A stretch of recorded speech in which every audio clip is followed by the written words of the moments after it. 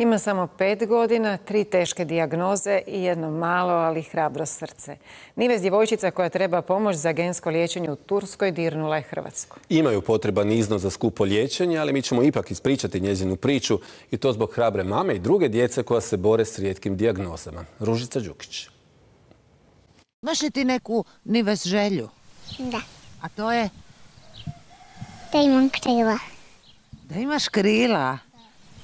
Da letim. A gdje bi otišla? Kod Bukika.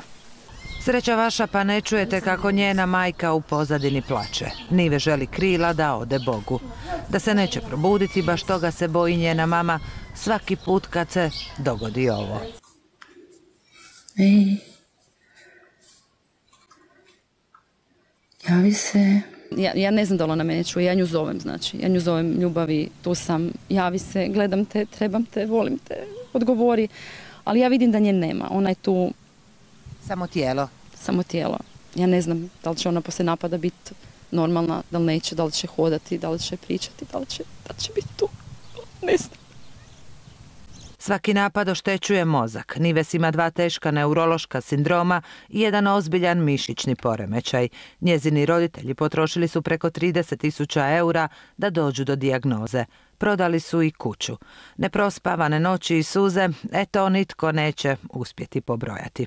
Do prošle godine samo je gugutala i izgovarala po riječ. Nakon privatno postavljene dijagnoze u jednoj pedijatrijskoj ordinaciji u Zagrebu progovorila je. I sad je sve zanima. A imaš ti nama miševe? Nadam se da nemam. A šta kore? A imaš ti nama ptičice? Ptičice? A voliš ti kolače? Volim li? Kolače od nečega. Kolače, jako. Hoće. Od voća. Jako. Možeš i raditi cheesecake. Cheesecake? Da. Pa može, pa to ću ti napraviti kad dođeš iz Turske za proslavu. Ću ti napraviti cheesecake, može? Za rođendan. Prvu dozu genskog lijeka u Turskoj Nives je već primila. 11 dana nije imala napadaj. Najdulji period od njene 2. godine, a sad joj je 5. 5,5. Oh, pardon. Sad ću 6. Jako su optimistični. Ono što oni žele je smiriti mozak, znači dovesti nekako te napade u stanje mirovanja, da se mozak počne obnavljati, regenerirati, znači da ona jednostavno ima normalno i kvalitetno djetinjstvo, znači bez napada. A to nije dobila ni preko uputnice ni zdravstvene knjižice. To su joj omogućili dobri ljudi i njena mama koja se poput lavice bori za svoje dijete. Želim onako iskreno srce reći hvala vam svima, hvala cijeloj Hrvatskoj, hvala svima koji su nas podržali, podijelili ovu akciju, stvarno imamo dovoljno, znači stvarno od srca imamo dovoljno.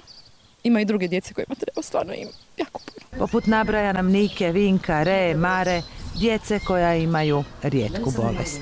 Znamo da smo rijetki, ali zaslužujemo svu pažnju. Znači želimo da nas se vidi. Svi pričaju o demografiji, ali što je s već rođenom djecom? Jesu li ona samo brojevi? Zašto naša djeca nemaju sve što mogu dobiti u nekoj Turskoj ili Njemačkoj? Zar u ovoj zemlji postoji išta važnije od njih?